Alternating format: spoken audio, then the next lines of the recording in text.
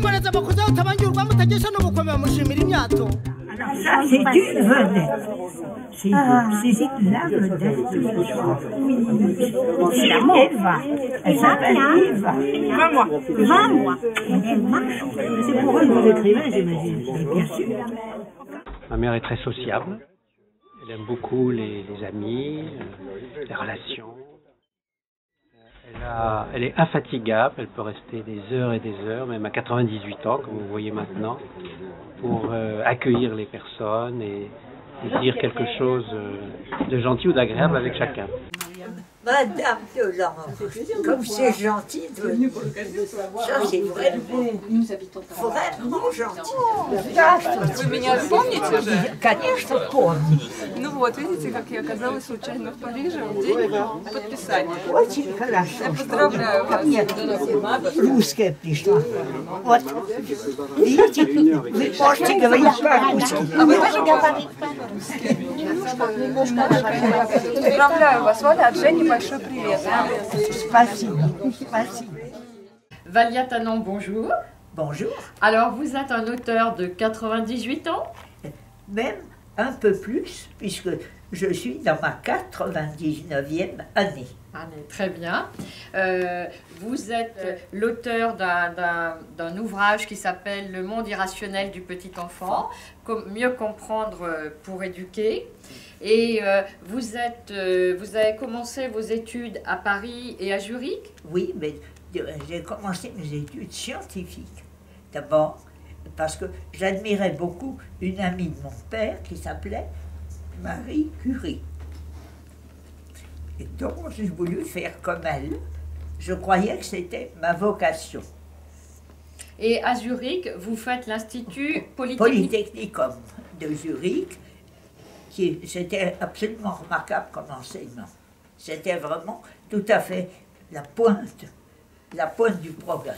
On est les derniers, mais non pas les derniers, c'est Eva et avant-dernière de la génération, mais avec un écart de 80 ans entre les deux générations. C'est chouette. Avant, je croyais que ma vocation était dans la science.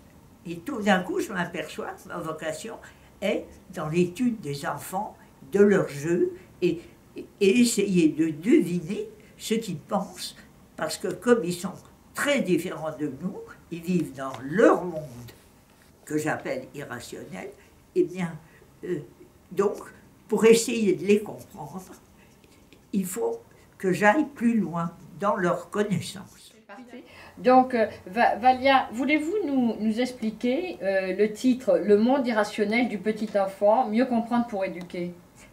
Eh bien, l'enfant, quand il naît, il a ses sens en éveil, son affectivité vient très vite après la naissance, donc il a les mêmes sentiments que l'adulte, complètement, mais par contre, son cerveau doit attendre 7 à 8 ans pour arriver à fonctionner comme le nôtre. Moi, je trouve ça parfaitement injuste, mais enfin, c'est comme ça. Donc, pendant cette période de latence, l'enfant vit dans ce que j'appelle un monde irrationnel parce qu'il est incapable d'émettre ou même de comprendre une pensée où il y a quelque chose de logique dedans. Donc, il est complètement illogique. Et c'est donc un monde qui est très difficile à comprendre pour l'adulte. Parce que l'adulte a une logique, l'adulte a une pensée, et l'enfant n'a pas encore de vraie pensée dans son cerveau, jusqu'à ce que ce cerveau soit, tous les neurones soient connectés. Comment on pénètre dans la tête d'un enfant? Comment on pénètre? Eh bien, en essayant de se souvenir des rêves. Parce que pendant que l'adulte rêve, il est comme un enfant. Son cerveau frontal n'est pas connecté. Il est au repos. Donc il est exactement comme un peu le petit enfant jusqu'à 7-8 ans. Alors, pour essayer d'expliquer mieux, je vais prendre un petit exemple. d'un rêve que j'ai fait récemment. Voilà, j'avais vu un très bon film à la télévision le soir, et l'auteur, l'acteur principal, non seulement il jouait très bien, mais je le trouvais même physiquement assez attirant. Et donc j'étais j'étais très contente de ma soirée, et quand je me suis couchée, j'ai renvoyé tous mes soucis au lendemain, et je me suis plongée dans un profond sommeil. Et alors je me trouvais dans un salon que je ne connaissais pas, très cossu, et avec 2 portes-fenêtres ouvrant sur le jardin directement.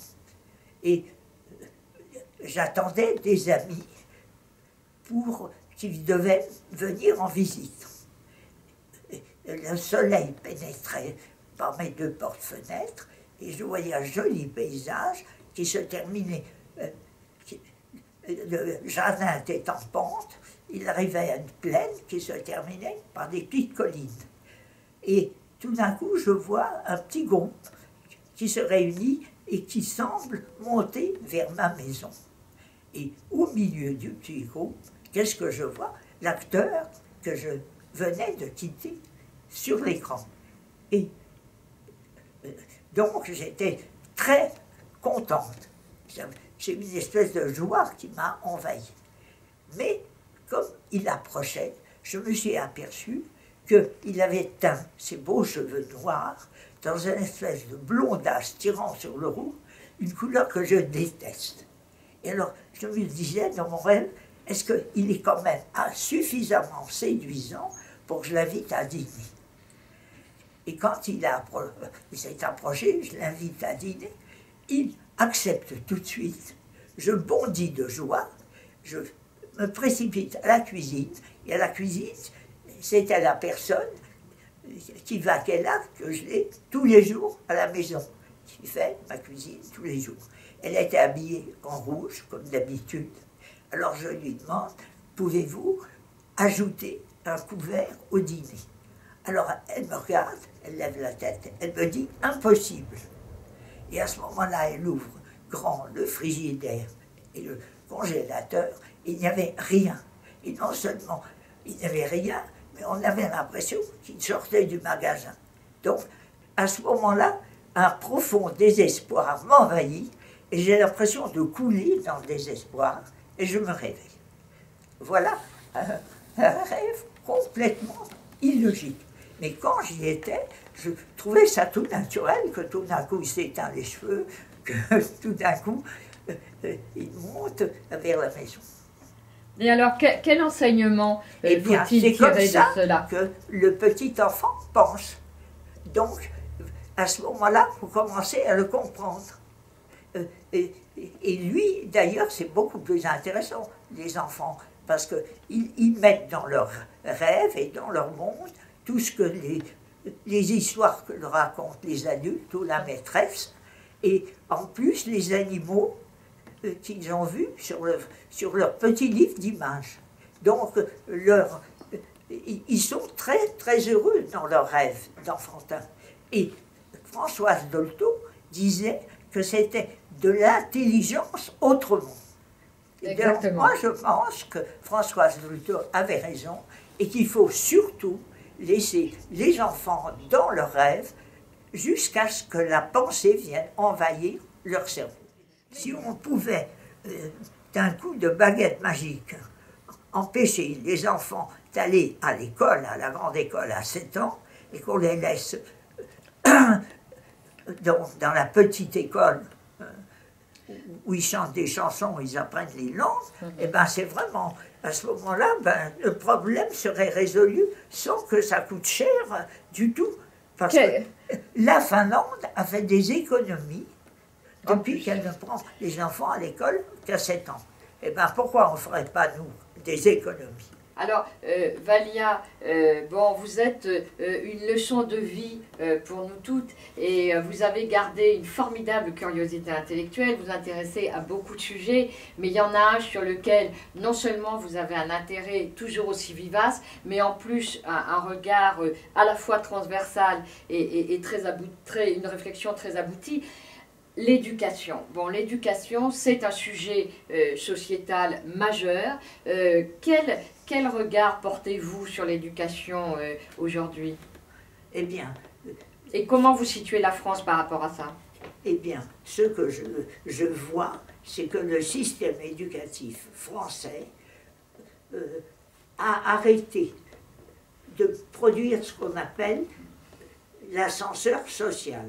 Donc, on ne voit plus à Polytechnique des enfants d'ouvriers, alors qu'en 1920, etc., 10, et même mon fils avait un ami dont les parents étaient des ouvriers. Et maintenant, c'est fini. Il n'y a que les classes dirigeantes qui passent dans les grandes écoles.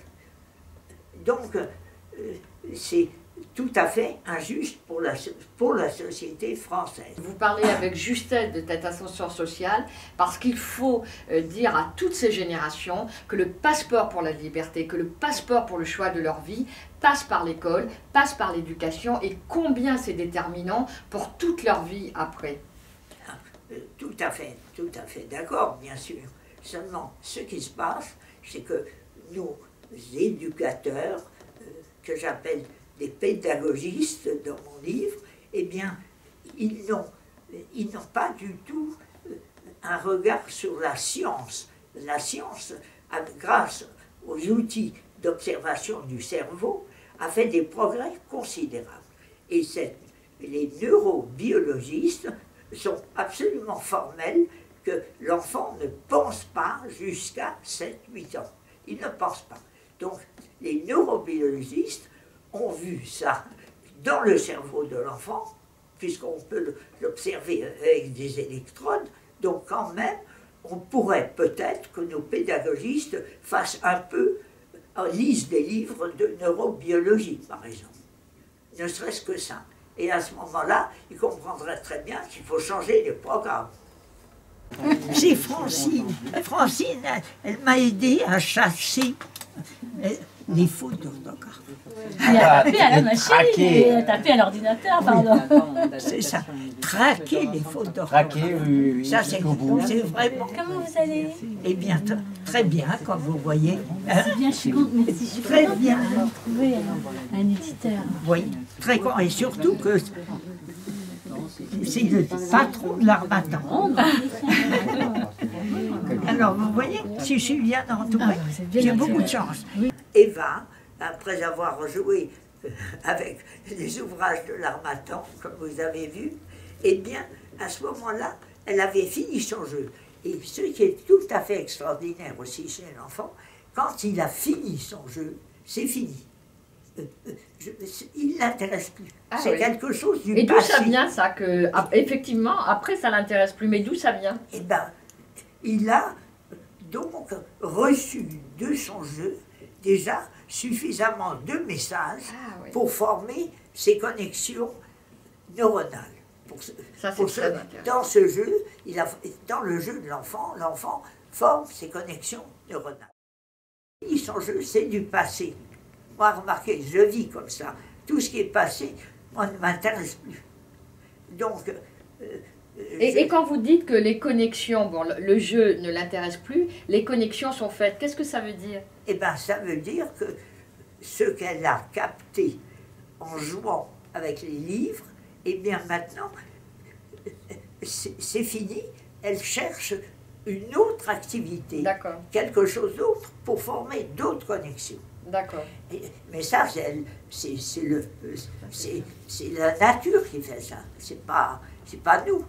C'est la nature même de la formation du cerveau de l'enfant. Donc, à ce moment-là, elle regarde sa mère, elle voit sa mère, et elle ne voit pas son père. Alors, pour elle, n'est-ce pas, comme ses parents s'interchangent complètement, tous les deux la longeaient, tous les deux joue avec elle, enfin ses parents sont très proches d'elle, et ils sont enfin souvent ensemble puisqu'il n'y a pas d'autres enfants. C'est la première enfant. Et donc elle cherche son père et elle le voit au loin, tout à fait au loin. Et alors elle traverse la foule qui était là et elle voit son père, elle le prend par la main et elle le conduit auprès de sa mère. Elle prend la main du père et le met sur le bras de sa mère et là elle est satisfaite. Ma mère et mon père ont été un couple très uni, plus de 60 ans de mariage. Et ça, évidemment, pour les enfants, c'est un grand cadeau d'avoir des parents unis.